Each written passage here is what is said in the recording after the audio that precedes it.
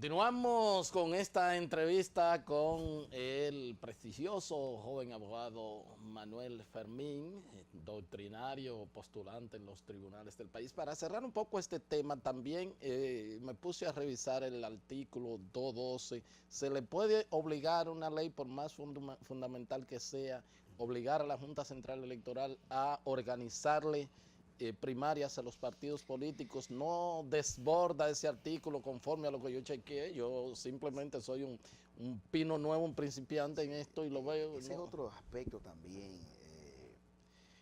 interesante de la discusión, porque para algunos, por ejemplo, el profesor Nanfi Rodríguez, que ha dicho, bueno, esas prerrogativas, esas competencias que tiene un órgano constitucional extrapoder, que es la Junta Central Electoral, pues ampliarlas por la vía legal, pues supone pues una especie de desconocimiento de lo que la Constitución establece ahí.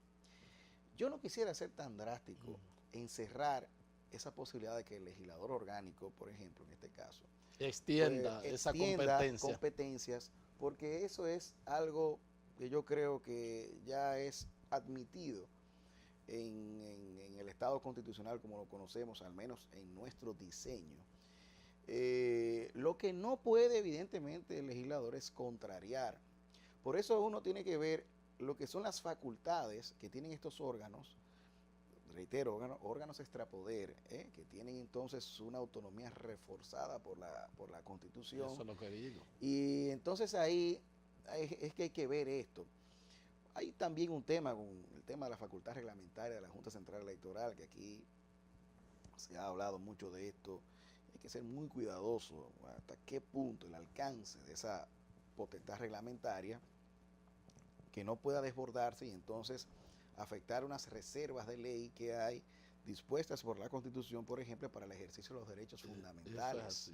Porque los derechos fundamentales, según el artículo 74 de la misma Constitución, tienen que ser reglamentados únicamente por ley. Entonces ahí hay un tema.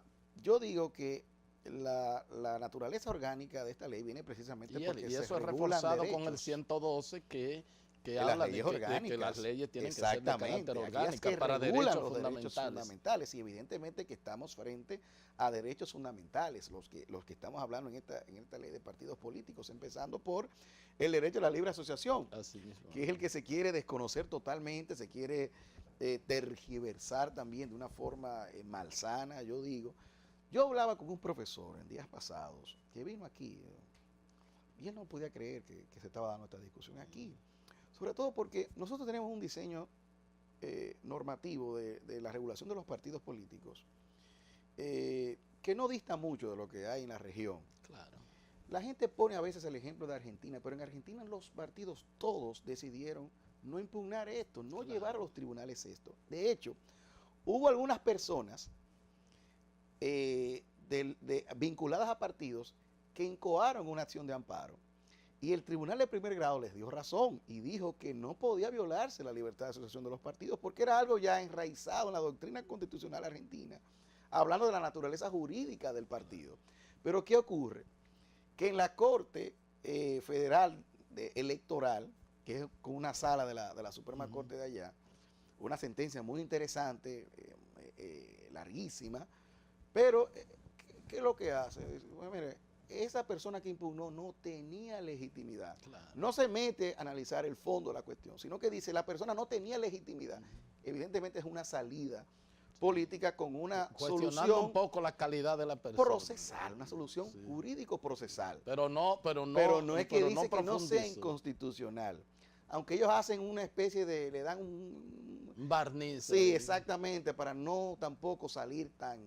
Porque el caso de Argentina es muy sui generis. En el caso, por ejemplo, del peronismo, que hay que verlo, señor, el peronismo es un mismo solo partido y tiene gente de extrema izquierda y gente de extrema derecha. Exactamente. Por ejemplo, una amalgama de colores. Por ejemplo, los Kirchner, izquierdistas, gente que cogieron las armas.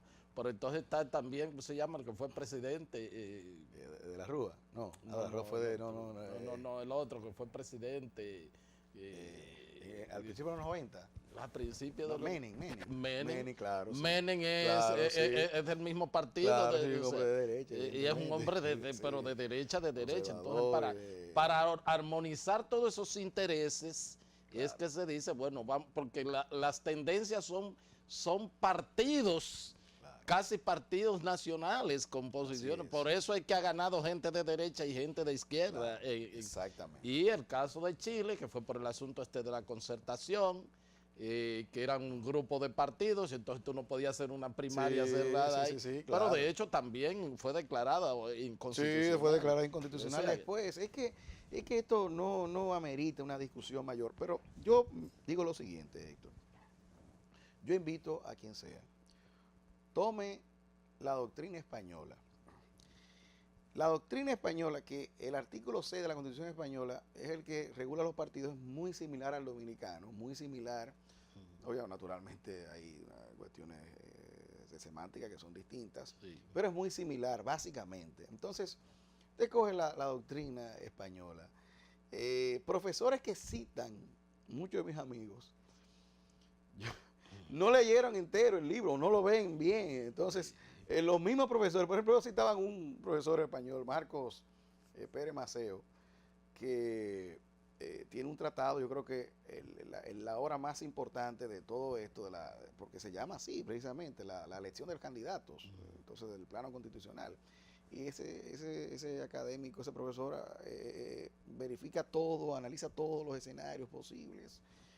Y él dice, no, mire, el legislador no puede imponer a los partidos un método único, no puede. O sea, no puede, vamos a decir, en mis palabras, no puede imponerle una camisa de fuerza. Claro. Porque hay situaciones como esas que pasó en el 2015. Todos estamos de acuerdo. ¿Por qué hay que gastar en eso? Porque la gente tiene que ir a votar. Sí. Porque usted no puede tampoco salir y dejar eso como un hazme reír de que la gente ni siquiera vaya a votar. Y la Junta organizando, tienen Junta que aparecer eso. quien se presente. Pero además, Héctor, la Junta organizando 5.600 millones de pesos para invertirse en algo que no es necesario. Porque la democracia dominicana no está demandando eso. Eso es mentira. La democracia no está demandando eso. Hay otros problemas que son muchísimo mayores que ese. Que no precisan de un gasto tan elevado como ese y tan complicado, lo que implica eso. Seguir nosotros insistiendo en esa confrontación tan dura que es en la República Dominicana, la confrontación política, intrapartidaria primero y luego entonces extrapartidaria, para mí eso es un sinsentido mayúsculo. Pero a veces el poder pues actúa así, uno no entiende a veces las cosas, qué es lo que está en juego aquí, al menos lo que está en juego aquí no puede ser visto por el simple ciudadano. Por el ciudadano de a pie. No lo podemos ver. Parece que todos los caminos, si finalmente se insiste en eso, tendrá que conducir a los tribunales, tanto electoral como constitucional, para que sean los jueces que digan finalmente qué se hace. Manuel, antes de que se termine el programa, quiero decirte, faltan pocos días ya para el asunto de la solicitud de apertura de conocer las pruebas del juicio, las pruebas que se le deben hacer al caso de Odebrecht. Claro.